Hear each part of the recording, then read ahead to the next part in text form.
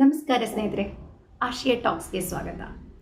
ಇವತ್ತಿನ ವಿಡಿಯೋದಲ್ಲಿ ನಾವು ಓದಿದ್ದನ್ನು ಹೇಗೆ ನೆನಪಿಟ್ಕೊಳ್ಳೋದು, ಇದು ವಿದ್ಯಾರ್ಥಿಗಳಿಗೋಸ್ಕರ ಮಾಡಿದಂತಹ ವಿಡಿಯೋ ಅಂತ ಹೇಳಕ್ಕೆ ಇಷ್ಟಪಡ್ತೀನಿ. ಹಲವಾರು ವಿದ್ಯಾರ್ಥಿಗಳು ಹೇಳ್ತಾರೆ, ನಾವು ಸಿಕ್ಕಾಪಟ್ಟೆ ಓದ್ತೀವಿ, ಬೆಳಗ್ಗಿಂದ ರಾತ್ರಿ ತನಕ ಕಷ್ಟಪಟ್ಟು ಓದ್ತಾ ಇರ್ತೀವಿ, ಆದರೂ ನಮಗೆ ಕೆಲವೊಂದ್ಸಲ ಎಲ್ಲನೂ ಮರ್ತು ಹೋಗ್ಬಿಡ್ತಾ ಇದೆ ಅಂತ. Quality of reading is important. ನೀವು ಎಷ್ಟು ಟೈಮ್ ಸ್ಪೆಂಡ್ ಮಾಡ್ತೀರಾ, ಎಷ್ಟೊತ್ತು ಓದ್ತಿದ್ದೀರಾ ಅನ್ನೋದು ಇಂಪಾರ್ಟೆಂಟ್ ಅಲ್ಲ, ನೀವು ಎಷ್ಟನ್ನು ಓದಿ ಮನದಟ್ಟು ಮಾಡಿಕೊಂಡು ನೆನ್ಪಿಟ್ಕೊಂಡಿದ್ದೀರಾ ಅನ್ನೋದು ತುಂಬ ಇಂಪಾರ್ಟೆಂಟ್ ಆಗುತ್ತೆ. ಸೊ ಬನ್ನಿ, ಹಾಗಾದರೆ ಇವತ್ತಿನ ವಿಡಿಯೋದಲ್ಲಿ ಯಾವ ರೀತಿ ನಾವು ನೆನ್ಪಿಟ್ಕೊಳ್ಳೋದು 9 ಟಿಪ್ಸನ್ನು ನಾನು ಹೇಳೋದಕ್ಕೆ ಇಷ್ಟಪಡ್ತೀನಿ. ಟಿಪ್ ನಂಬರ್ 1, ದಿನನಿತ್ಯದ ದಿನಚರಿಯಲ್ಲಿ ನೀವು 10 ನಿಮಿಷ ಪ್ರಾಣಾಯಾಮ ಮತ್ತು ಮೆಡಿಟೇಷನ್ನ ಅಳವಡಿಸ್ಕೊಳ್ಳಿ. ಇದರಿಂದಾಗಿ ಮನಸ್ಸು ಶಾಂತವಾಗುತ್ತೆ ಮತ್ತೆ ದಿನನಿತ್ಯ ನಿಮಗೆ ಒಂದು ಕಾನ್ಸಂಟ್ರೇಷನ್ ಲೆವೆಲ್ ಜಾಸ್ತಿ ಆಗ್ತಾ ಹೋಗುತ್ತೆ. ಯಾವುದೇ ಕೆಲಸವನ್ನ ಫೋಕಸ್ ಆಗಿ ಮಾಡಲು ಪ್ರಾಣಾಯಾಮ ಮತ್ತು ಮೆಡಿಟೇಷನ್ ಹೆಲ್ಪ್ ಮಾಡುತ್ತೆ. ಟಿಪ್ ನಂಬರ್ 2, ಇದರಲ್ಲಿ ನೀವು ಓದಿರುವಂತಹ ವಿಷಯಗಳು ಅಥವಾ ಓದುತ್ತಿರುವಾಗ ನಿಮ್ಗೆ ಅನ್ಸುತ್ತೆ ಇದು ತುಂಬ ಇಂಪಾರ್ಟೆಂಟ್ ಅಂತ. ಸೊ ಅದನ್ನು ನೀವೇನು ಮಾಡಬೇಕು, ಹೈಲೈಟ್ ಮಾಡಬೇಕು.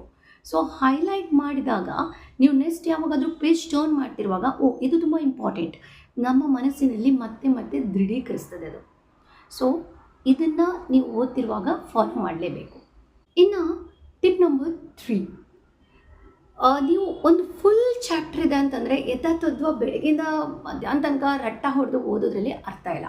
ಸೊ ಏನು ಮಾಡಬೇಕು ಅಂತಂದರೆ, ದೊಡ್ಡ ಚಾಪ್ಟರ್ನ ಸಣ್ಣ ಸಣ್ಣ ಸಣ್ಣ ಭಾಗವನ್ನಾಗಿ ಮಾಡಿ, ಆ ಭಾಗ ಮಾಡಿದ್ರಲ್ಲಿ ಹೈಲೈಟ್ ಮಾಡೋದು ಮತ್ತು ನೆನಪಿಟ್ಕೊಳ್ಳುವಂಥದ್ದು. ನಮಗೆ ಒಂದು ಸಣ್ಣ ಭಾಗವನ್ನು ಮಾಡಿದಾಗ ಅದನ್ನು ಕ್ಲಿಯರ್ ಮಾಡಿದ ನಂತರ ನಮಗೊಂದು ಫೀಲ್ ಆಗುತ್ತೆ, we feel confident enough. So ಆವಾಗ ನಮಗೆ ಮತ್ತೆ ನಾವು ಓದಿಗೆ ಸಹಾಯ ಮಾಡುತ್ತೆ. ಟಿಪ್ ನಂಬರ್ 4, ಸ್ವಯಂ ಪರೀಕ್ಷೆ. ಇದು ತುಂಬ ಇಂಪಾರ್ಟೆಂಟ್. ನಾವು ಒಂದು ಚಾಪ್ಟರ್ನ ಕಂಪ್ಲೀಟ್ ಮಾಡಿದ್ವಿ ಅಂತಂದಾಗ ಅದಕ್ಕೆ ಬೇಕಾದಂತಹ ಕ್ವಶನ್ನ ನಮಗೆ ನಾವೇ ಹಾಕ್ಕೊಳ್ಳುವಂಥದ್ದು, ಅಥವಾ ಪುಸ್ತಕವನ್ನು ಮುಚ್ಚಿಟ್ಟು ಆವಾಗ ಕ್ವಶನ್ ಹಾಕಿಕೊಂಡು ನಮಗೆ ಎಷ್ಟು ನೆನಪಿದೆ ಅನ್ನೋದನ್ನು ನೋಡುವಂಥದ್ದು. ಸೊ ಇದರಿಂದಾಗಿ ಏನಾಗುತ್ತೆ, ನಮಗೆ ಕಾನ್ಫಿಡೆಂಟ್ ಬಿಲ್ಡ್ ಆಗುತ್ತೆ. ಮತ್ತು ಇನ್ನು ನಮಗೆ ಗೊತ್ತಿಲ್ಲ, ಯಾವ ಟಾಪಿಕಲ್ಲಿ ನಮಗೆ ಗೊತ್ತಿಲ್ಲ ಅದನ್ನು ಮತ್ತೆ ಓದಿ ಮತ್ತೆ ಮನನ ಮಾಡ್ಕೊಳ್ಳೋದಕ್ಕೆ ತುಂಬ ಈಸಿ ಆಗುತ್ತೆ. ಟಿಪ್ ನಂಬರ್ 5, ಇದರಲ್ಲಿ ನೀವು ಏನು ಓದಿರ್ತೀರಾ ಅದನ್ನು ಇನ್ನೊಬ್ಬರಿಗೆ ಎಕ್ಸ್ಪ್ಲೈನ್ ಮಾಡುವಂಥದ್ದು. ನೀವು ಒಂದು ಟೀಚರ್ ಆಗಿ ಅವರಿಗೆ ಎಕ್ಸ್ಪ್ಲೈನ್ ಮಾಡಿದಾಗ ನಿಮಗೆ ಜಾಸ್ತಿ ಅರ್ಥ ಆಗುತ್ತೆ ಮತ್ತು ಇನ್ನೊಂದ್ಸಲ ರಿವೈಸ್ ಮಾಡಿದಾಗೆ ಆಗುತ್ತೆ. ಈ ಮೆಥಡ್ಗೆ ಗ್ರೂಪ್ ಸ್ಟಡಿ ಹೆಲ್ಪ್ ಮಾಡುತ್ತೆ.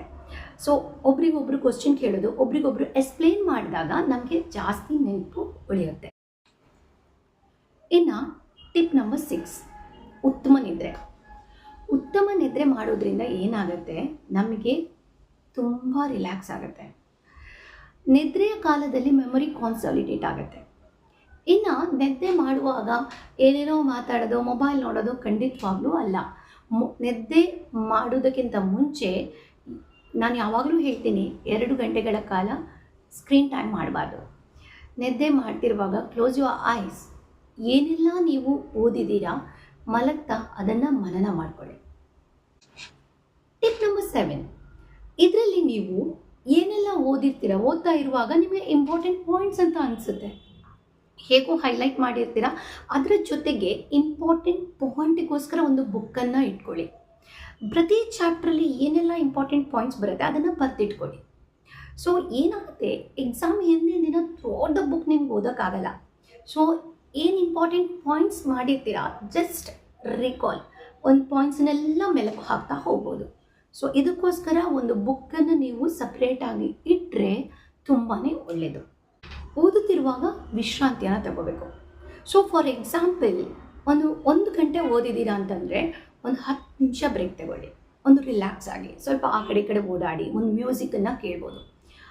ಆದರೆ 10 ನಿಮಿಷಕ್ಕಿಂತ ಜಾಸ್ತಿ, ಅರ್ಧ ಗಂಟೆ 1 ಗಂಟೆ ರಿಲ್ಯಾಕ್ಸ್ ಇಲ್ಲ, ಬರೀ 10 ನಿಮಿಷ ಟೇಕ್ ಅ ಬ್ರೇಕ್, ಒಂದು ಸಣ್ಣ ನ್ಯಾಪ್ ಬೇಕಾದರೂ ನೀವು ತಗೋಬೋದು. ಸೊ ಓದುತ್ತಿರುವ ನಡುವಿನಲ್ಲಿ ವಿಶ್ರಾಂತಿಯ ಅವಶ್ಯಕತೆ ಇದೆ. ಟಿಪ್ ನಂಬರ್ 9, ವ್ಯಾಯಾಮ ಮತ್ತು ಆಹಾರ. 2 ಕಾಯಿನ 2 ಮುಖ ಇದ್ದಾಗೆ.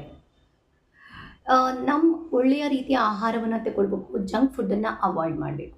ಇನ್ನು ವ್ಯಾಯಾಮ ತುಂಬ ಇಂಪಾರ್ಟೆಂಟ್. ಹಲವೊಂದು ಸಲ ಏನು ಮಾಡ್ತೀವಿ, ಎಕ್ಸಾಮ್ ಟೈಮಲ್ಲಿ ಅಥವಾ ಓದು ಓದು ಓದು ಅಂತ ಹೇಳಿ ಎಕ್ಸಸೈಸನ್ನು ಮಾಡೋದಿಲ್ಲ. Minimum 45 minutes exercise is must. ಇದರಿಂದಾಗಿ ಬ್ರೈನಿಗೆ ಆಕ್ಸಿಜನ್ ಪೂರೈಕೆ ಆಗುತ್ತೆ. ನಮ್ಮ ಮೆಂಟಲ್ ಹೆಲ್ತ್ ಕ್ಲಿಯರ್ ಇದ್ದಷ್ಟೇ ನಮಗೆ ಒಳ್ಳೆಯ ನೆನಪಿನ ಶಕ್ತಿ ಸಾಧ್ಯ. ಸೊ ಈ ಟಿಪ್ಸನ್ನೆಲ್ಲ ನೀವು ಫಾಲೋ ಮಾಡಿದರೆ 100% ನಿಮ್ಮ ಲೈಫಿಗೆ ಬೇಕಾಗುವಂತಹ ಒಳ್ಳೆಯ ಮೆಮೊರಿಯನ್ನು ನೀವು ಪಡ್ಕೊಳ್ಬೋದು. ತುಂಬ ಹೊತ್ತು ಓದ್ತೀನಿ ಅನ್ನೋದಕ್ಕಿಂತ ಹೇಗೆ ಓದ್ತಾ ಇದ್ದೀನಿ ಅನ್ನೋದು ತುಂಬ ಇಂಪಾರ್ಟೆಂಟ್ ಆಗುತ್ತೆ. ಆವತ್ತಿನ ಪಾಠವನ್ನು ಅವತ್ತವತ್ತೇ ರಿವೈಸ್ ಮಾಡಿಕೊಂಡು ಈ ಎಲ್ಲ ಟಿಪ್ಸ್ಗಳನ್ನು ಫಾಲೋ ಮಾಡಿದರೆ ಖಂಡಿತವಾಗ್ಲೂ ನೀವು ಓದಿದ್ದೆಲ್ಲ ನೆನಪಿರುತ್ತೆ ಅನ್ನೋದನ್ನು ಖಡಾಖಂಡಿತವಾಗಿ ನಾನು ಹೇಳ್ತೀನಿ. ಸೊ ಮುಂದಿನ ವಿಡಿಯೋದಲ್ಲಿ ಭೇಟಿ ಆಗ್ತೀನಿ. ನಮಸ್ಕಾರ.